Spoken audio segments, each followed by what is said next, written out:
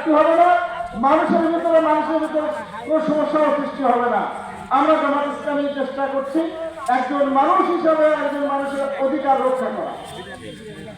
দ্বিতীয় হলো, বাংলাদেশের প্রায় সকল মানুষই ধার্মিক, যে ধর্মই পালন না করি না কেন, সে হিন্দু হোক, মুসলিম হোক, বৌদ্ধ হোক, খ্রিস্টান হোক ও বুদ্ধ হোক, যে ধর্মেরই হোক না কেন আমরা ধার্মিক। সত্যিকারের কোন ধার্মিক আরেকটা ধর্মকে আঘাত করতে পারে না।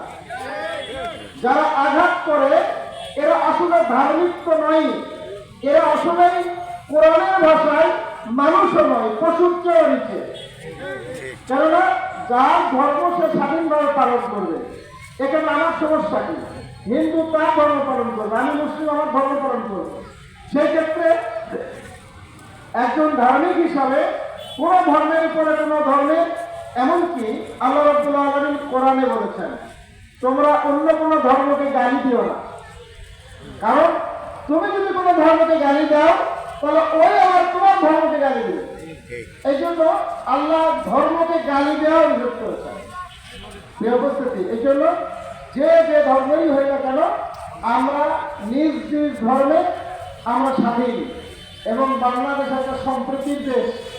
এই সরকারের পরিবর্তনের পরে মিথ্যা একটা ধোয়া তোলা হয়েছিল যে হিন্দুদের পরিবারে আঘাত হবে, হানা দেওয়া হবে, এগুলি অপপ্রচার করে দেশটা